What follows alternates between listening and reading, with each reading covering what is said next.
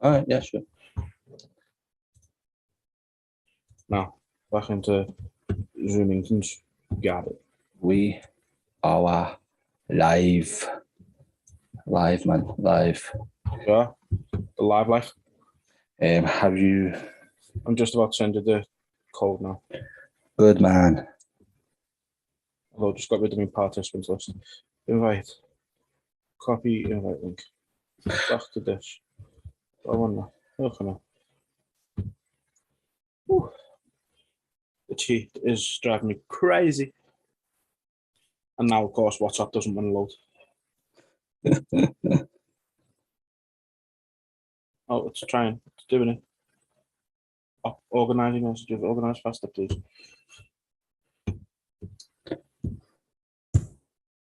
There you go, Squire. Thank you. I don't know why I called you Squire Life, but you know, it is what it is. Fuck you. Fuck you, bloody fuck you. So, we will be joined in a moment by the prospect Nathaniel Wood. It's just we're a bit rushy at the minute. Just is that a word? It is now. Do you want to look at Twitch or YouTube? I will look at the YouTube. YouTube. Yeah. Okay. Yes, that means I'm looking at Twitch. Yes, it does.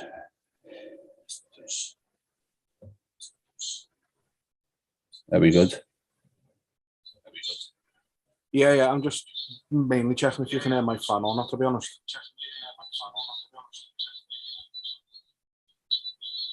And you can't? Good. Very good for me. Do you want me to start doing the audio now? So then when Nathaniel arrives, you can just start. It's just ready. Yeah, I guess that makes sense. Yeah, that makes sense sometimes. I've broken clocks twice a day, and so. Oh, you need to give me permission. Come on, man.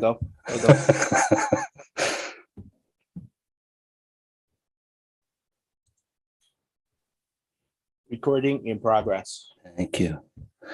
Let me just make him aware. Oh, okay. He's aware. Yeah. So his name, for some reason, is coming up as QNA2M2. Two guys. Yeah, maybe.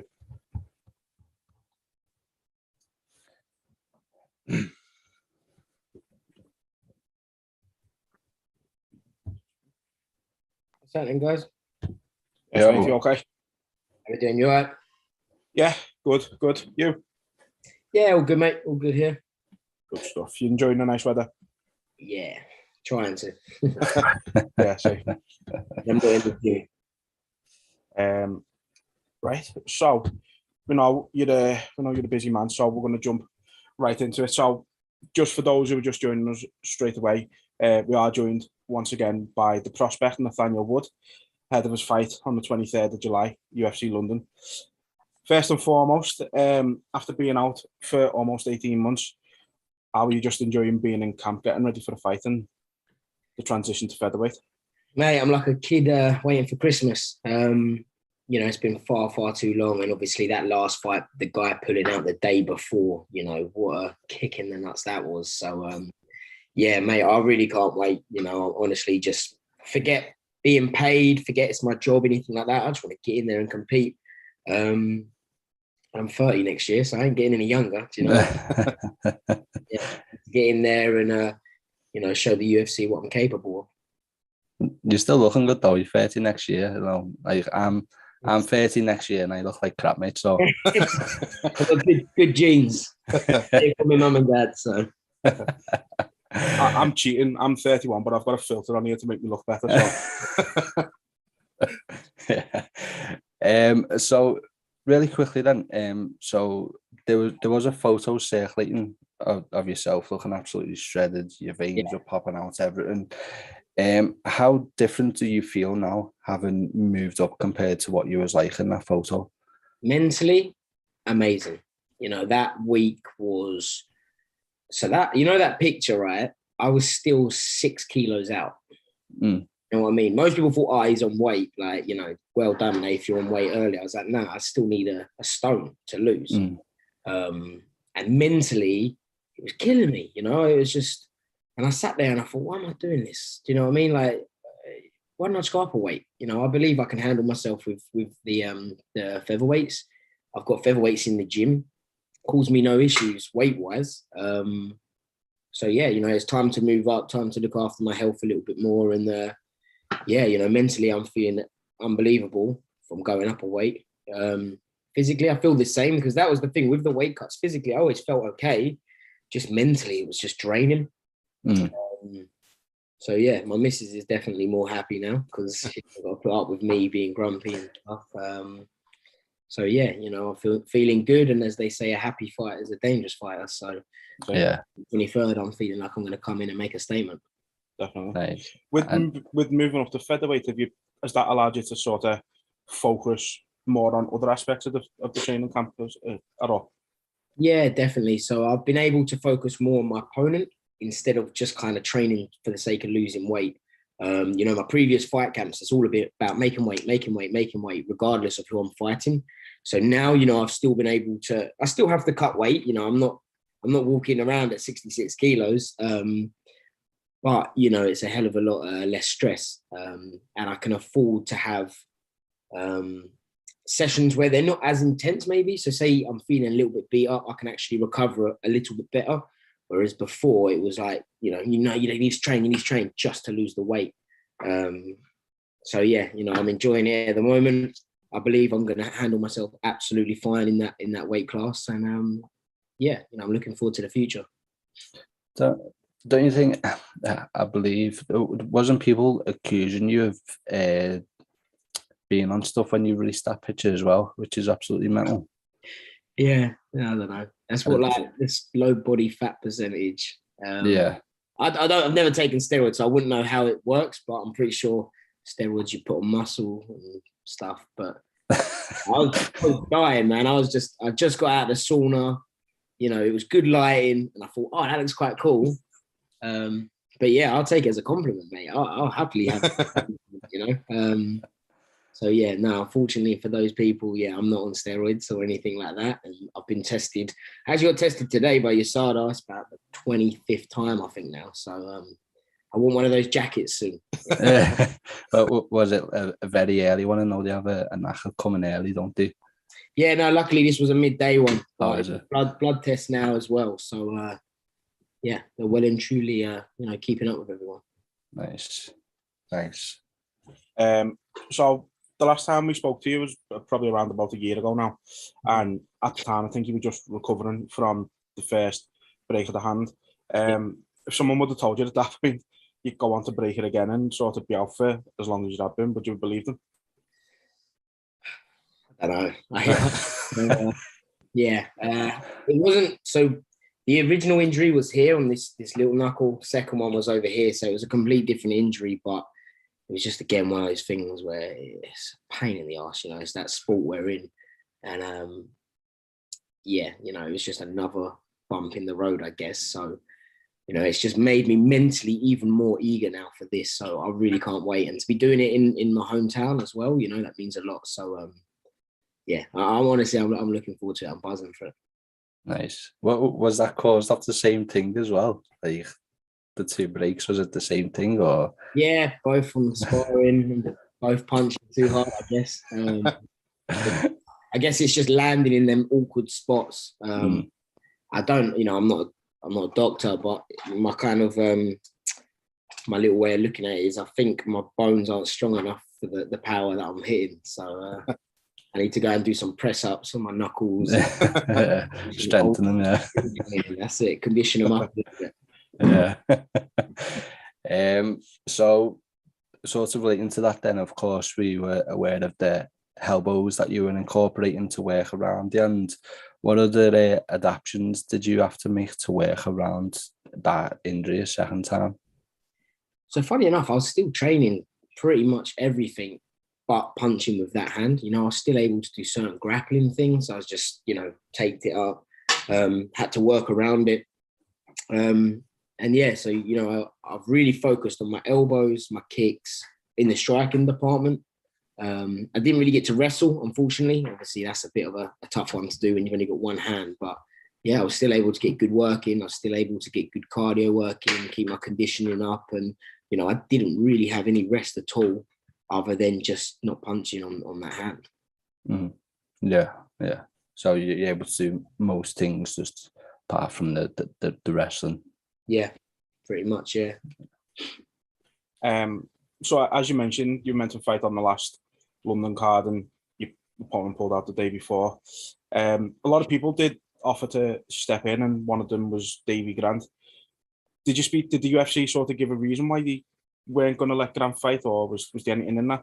Hey, Davey had a fight lined up, and he was about 72 kilos. So I think he just did it for a bit of Twitter back and forth. Yeah. I messaged him that morning. I've actually got the Instagram here, and I messaged him at like 7 a.m. and said, mate, I've just seen your tweet. Let's go. I'll happily do a catch weight as well, because I know it's like last minute.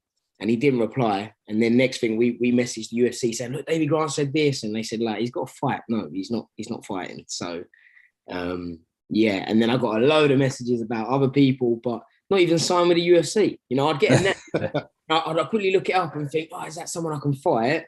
And then I see they're not even signed by the UFC. So I'm like, oh, you know, every Tom, Dick and Harry wants to try the tuck. And I don't get no power in getting people signed. Do you know what I mean? By the way, the dog might bark in a second because someone's just come to the door. But yeah, I think people seem to think that I have the power to go, hey, UFC, sign this guy, you know? And it's ridiculous. But yeah, unfortunately, there were no actual names that were confirmed at that late notice. You know, I think everyone needed medicals, and, you know, it was probably about 5 hours before I started cutting weight. So it literally was last minute out. No, what they should have done, they should have brought Brad Pickett back and had Master versus Student. That's it, and I'd have enjoyed actually getting a bit of revenge on him for them slaps. Yeah, give him a nice tree back, innit? That's it. So obviously with all the sorts of unfortunate circumstances, we don't know if we should be asking this one, but how convenient will it be to have your first fight back in your hometown? I know you mentioned a bit earlier, but you just go into detail about how, you know, convenient that is for you. Oh mate, it's everything. You know, to have that crowd behind you is an unbelievable feeling. And then just the little things that people don't see. You know, I don't have to get on a flight a week early. You know, I don't have to leave my friends, my family. You know, I can be at home. I've got a crazy dog that takes up all my time. So if I left him for a week with just my missus, you know, I think she'd kill me. So yeah, you know, there's so many little benefits. I get to save money on not having to pay for some flights, and, you know, I can have all of my cornermen there. I can have my friends there, my family there. And then straight after the fight, I'm going to go and have a party. You know, everything about it is perfect. It is cool to travel. Don't get me wrong. It's cool to go and visit places, but in regards to comfort, being at home, you know, you can't beat it. And, you know, the O2 is 40 minutes from my house. So, yeah, nice. Stone's throw away. That's Obviously, it. I mean, the crowd at the last London card was unbelievable. It was immense. What do you make of the differences between a UK crowd and an American crowd? For me, obviously, being from the UK, we get that support. You know, when I've gone to the US before, you know, you get some cheers, you might get some boos, like especially when I fought Dodson in his hometown. But when you're in the UK and you have everyone behind you backing you, you know, it's a different kind of atmosphere. You know, because I know there's a lot of US cards, so you know, there's one like every week pretty much. When they come to the UK, what is it? Once a year if you're lucky. This year we're lucky enough to get two. So that kind of energy that the crowd bring, you know, is something special, and you can tell that, you know, the people love the UFC. They love these fights. So hopefully, you know, we can get more than one a year. Definitely. And it was absolutely electric last time, so I couldn't imagine what it'd be like when their hometown boy comes walking in and you're just like soaking that in. You know what I mean? It'd be unbelievable. That's it. I mean, obviously, like you say, you were meant to fight, and the crowd was electric for, you know, the ones who weren't from London. So for yourself, it's just going to be mind blowing, I'd imagine. So we can't wait for it. Obviously, on the card, then you're fighting Charles Rosa. Yeah. What do you make of him as an opponent, and obviously it being your first fight at featherweight? What have you noticed about him? Yeah, he's been around a long time. Actually, Brad Pickett used to train with him, and they were good friends. So, you know, I think Brad was a bit gutted that obviously I've got to put a beating on him. But yeah, you know, I'm looking forward to it. He's well experienced in the UFC. I think he's had 12 fights. So he's kind of a bit of a veteran. You know, I'm not looking past him whatsoever. You know, he's very dangerous, very high level grappling. So yeah, you know, I'm looking to put on a clinical performance. I'd like to get a knockout, but I might actually see if I can just submit another black belt and then put that on my resume. Nice. As Brad being conflicted as he with having a mate and then his student and that fighting? Nah, Brad said, you know, he's a friend, but he's not family. So yeah, that's for him, you know, Brad's in my corner and you know, he's helping me every step of the way. Obviously, you know, he's telling me everything that I possibly could know about the guy that I need to know. But opponent aside, mate, I always train hard. I always train every area. So I'm ready for whatever that steps in front of me on July the 23rd. Yeah. Would you say he's kind of almost a perfect opponent because Brad's had that relationship with him in the past? You'd probably get more of an insight on him than you would do if he was just any other featherweight. Yes and no, because it's been a few years now, you know, so he could have completely changed his game. He might, you know, decide all of a sudden that he's a kung fu black belt boxer or something, you know. Yeah, you know, obviously Brad's always given me what he thinks is worth telling me, and then whatever I take from it, it's up to me. But yeah, you know, I just know that I've got to be the best shape that I could possibly be in and bring my A game on July the 23rd, and no matter who it is in there, I'll finish them. Yeah. So right now, we believe that you're the only British fighter on the UFC roster who's from London. With UKMMA being on fire at the moment, how long do you think it is before more fighters join the roster from London?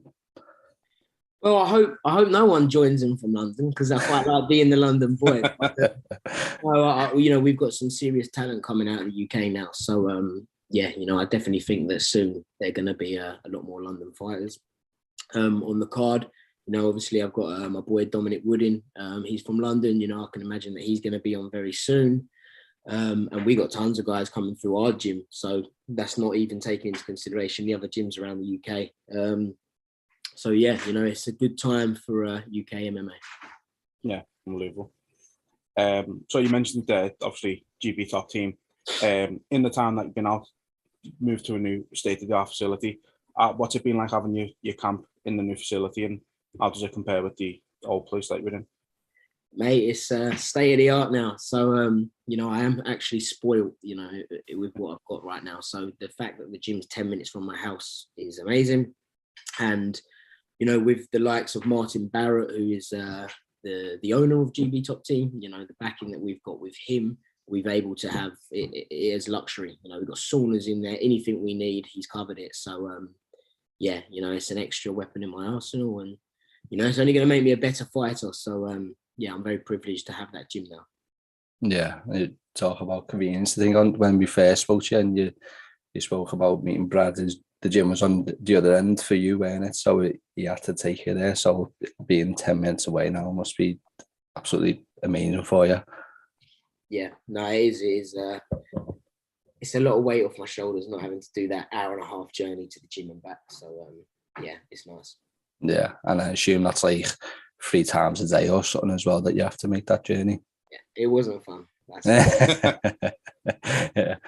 Yeah. So the night before the UFC, you have 3 teammates, I believe, competing on Cage Warriors. You've got Lonnie Kavanagh, Kingsley Crawford, and Will Curry.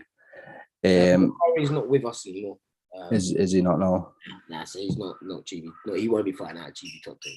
Right. Okay. So you have 2 then. Are you going to be able to make it there, or does fight week tend to be too crazy to do that? I probably won't. The only reason being is because the night before fight, I like to just zone in, get in that zone, chill out. And, I'm definitely not going to be chilled out if I'm watching my teammates fight. So I'll just be at home watching them live. But, I've got nothing but faith that they're going to go in there and absolutely smash it. So, I can't see it going very long, especially with Lonnie's fight. I think he's going to finish that pretty damn quick. And sort of to follow up with that, so when we spoke to you last time, one of the people you told us to watch out for was Lonnie. Obviously, he had a brilliant performance last time out, so absolutely blew everyone away. Is he going to do that again? And how far do you think he will go? Yeah, I believe he'll be next UFC flyweight champion, let alone just a UFC fighter. The kid's unbelievable, and I can't even remember. I think he's 21 or 20. So yeah, he's a specimen. He's very athletic. The stuff he can do, flips, back flips, is unbelievable. So, he's definitely going to be in the UFC soon. And I think in the flyweight, he could go in there with any of them tomorrow and beat them. So, future's bright for him, 100%. And obviously Kingsley as well is an absolute talent. So yeah, it's exciting times for the GBTT squad. Also, have you got Prospect apparel on there? No, this is I seen the P. I thought it was clothing. Do you want to tell everyone where they can get that if you want to buy it? Yeah, I've got a little clothing brand, Prospect Apparel. So if you want anything from Prospect Apparel page, it is all on my Instagram. You won't miss it. I'm always plugging it. So if you fancy getting a little T-shirt for fight night, check it out, and can even sign it. There you go. Well, we'll drop a link in the description and all that for everyone as well for you there. So after your fight on 23rd, then the card's looking really stacked for the entire night. Are you going to try and catch any of the other fights yourself? Anything you're looking forward to? Yeah, no, I don't know where I'm going to be on the card. Last time, apparently, I was like the second in. To be honest, it's actually quite nice if you're on early, because then you can go back, watch the fights, enjoy the night, go and have a pint with your mates. So, 100%. If I'm on early, I'd like to get in, get out, go and watch the rest of the fights, and support the rest of the UK guys. So, I'm looking forward to it. It will be a good night. Is there any fights you're looking forward to in particular? Mark Diakhese, he's my teammate now. He's training at GB top team as well. So, obviously being biased, I just want to see him because he's my teammate. But yeah, everyone on the card, you got obviously Molly, you got Paddy, obviously with the hype that they've got behind them, the atmosphere is going to be unbelievable. So I'm excited to see how that goes. Obviously, you got Darren Till, Tom Aspinall. It's to be honest, there's everyone I look forward to. Gutted that Arnold Allen's not on it because he's a boy, and I'm a big fan of him as well. So pretty much all the fights I'm going to tune in. Mokaev, he'll be with us, I think, a couple of weeks out before over at GB top team. So it'd be nice to see him going and do his thing as well. Nice. And so obviously, as we mentioned, the last card was absolutely unreal. Do you think this one coming up will measure up to that? I believe so. Yeah, I believe so. We've got me. Well, exactly. I was going to say that they've got the hometown boy, haven't they? I think with the atmosphere that there was on that last show, I think everyone's going to come in hyped up for it. So I can only expect the same, if not more. So it's going to be something special. Yeah, it sold out quick again, didn't it? So it's going to be chaos. The record times, and just the UK is on fire right now, as we said. It's great to see. Some of the names you just mentioned there, including yourself, are just like phenomenal. Yeah, it's amazing. So a bit of a strange one, this, to be honest, but the UFC has obviously now provided like the footwear of the Rock's footwear brand. I think it's in partnership with Under Armour. I'm not too sure, but have you been able to have a little try of them? What did you like? Are they any good? Yeah, I got some trainers for that last fight that obviously got pulled out. Yeah, they're cool, man. They're cool. The sliders, I preferred the ones before because these ones don't quite stay on my feet. I've got weird feet and need to slide off every 2 seconds. So I've still got my previous ones that I stick to them mostly. yeah, you know, it's cool, and it's cool to be repping the Rock. I thought that's what they were made for, sliders, so they slide off. Oh, Yeah, well, I pretty much end up going barefoot and picking them up every 2 seconds. But they're good for the gym, you know. It's good for when I'm getting off and on the mat. So yeah, handy for that for sure. Like a lady on a night out, aren't you? So taking them off, picking them up. You know. Just don't be asking Brad to carry them. So we do actually want to talk about one of your best mates. So when we spoke to you last time, I think you just got a Belgian Malinois that we now know as Ivar. Did he exceed your expectations? And I guess was the big man money well spent? Hello. Hey, he's like my shadow, doesn't he? Yeah, mate, best money I've ever spent. He's like my son. Do you know what I mean? He's he's a dog, but I talk about him like he's my son, and you know it's crazy because he's a protection dog. Like, you know, that's what he does. But there's no way I'm ever sending him out anything. You know, he's staying right put. If there's any trouble outside, someone breaking into my car, he stays where he is. I'm going out. Anything happening to him, but no, he's good fun. You know, he's we go out, we jog, he runs up walls, you know, you name it, he does it. So he's keeping me on my toes, and yeah, you know, hopefully I've got plenty of years with him. I've even got pictures of him on the wall. It's crazy. I want these people to be all thinking, oh, shut up about your dog, you know, I'm putting pictures every 2 seconds, but that's my pride and joy. So yeah, you can have more of it. You wanted them to get like photo shoots for the dog and stuff like that, and have a big canvas on the wall. Mate, I've had 3 already. Look, what's it? I don't. You see the wall? Nice. Love it. Yeah. So yeah, he's on the mantelpiece. Yeah. Has having Ivar helped with your training? Obviously, I know Belgian Malinois are full of energy. That's like one of the most energetic dogs you can get. That must be a great benefit to you. Just like if you want to go out on a run or something like that. Yeah, no, he is. You know, he's definitely helping. When that last fight, obviously like fight week, you know, sometimes mentally you're just a bit, don't know what to do with yourself. I take him out, you know, he just comes everywhere with me. If it's raining, he'll come out no matter what the weather is, you know, he's game to do it. So having him switched on all the time like that is, I've always got that partner, I guess. But I can't take him to the gym much because he just loses his shit. I think he thinks I'm getting hurt. So as soon as he sees me fighting, you know, he just loses it. So yeah, if I do take him to the gym, he gets put in a little special room and left in there for a bit. Yeah. Well, was it always your intention to have him do these things? Like we've seen the footage where he's running up walls and getting higher than anything, and you know, doing the sort of police work. Was it always your intention to do that? Yeah. Yeah, I watched John Wick 3, didn't I? So after watching that, I was like, I want one of them. And took him down to the training, and I thought to myself, you know, he don't like it, he won't do it. But he loves it, mate. He really does love it. You know, you can just tell that it's in his I don't know, in his DNA or something, because he really does love it. So it's good fun for me. And you know, it's nice to watch him go and do his thing. So he's holding the record at the moment for one of the wall climbs at the place. So proud moment. I'm down there. So yeah, you know, I'm looking forward to him doing a couple more competitions coming up, and yeah, looking after him.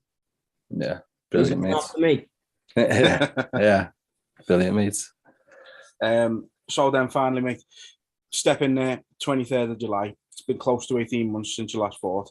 You've wanted to be back in this position for so long. The round starts. What should fans expect when that first sort of buzzer goes off? To be honest, I don't actually want to end the fight quickly on this one. I'd like to enjoy it, you know, soak up that moment. So, you know, I'm looking at putting on a clinical performance, a nice performance of the night bonus. That will definitely help the bank account. So, yeah, you know, best case scenario, I think I'd like to get a nice TKO in the 3rd round. But yeah, just walking out is going to be a special moment for me. So, yeah, I'm looking forward to it, and I hope the UK crowd, are going to bring that same atmosphere, if not better than last time. Do you think Dana should put the bonus up to 65 with the second UK card? Yeah. Nice little extra. I know. Yeah, brilliant, mate. Yeah, well, look, thanks very much for your time, Nathaniel. We can't wait to see it again on the 23rd. It has been far too long, and you've always got our back, and we can't wait to see you do your thing. No, pleasure. Thanks for your time as well. And yeah, hopefully see you guys there. Appreciate it, mate. Take Enjoy it easy, the mate. rest All of the your best. day. Legends. Cheers, boys.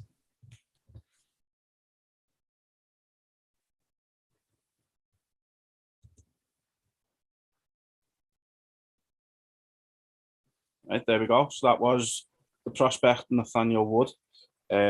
Always great to talk to him. And yeah, hope you all enjoyed it. The video will be on Twitch still. It will be on YouTube. And the audio will be up on all, Spotify and all that shit. A little later on. But thanks everyone for joining in. I was about to say no one joined in, I don't think. But thanks for tuning in, definitely. And hopefully we'll be back with another episode in the very near future. Bye-bye.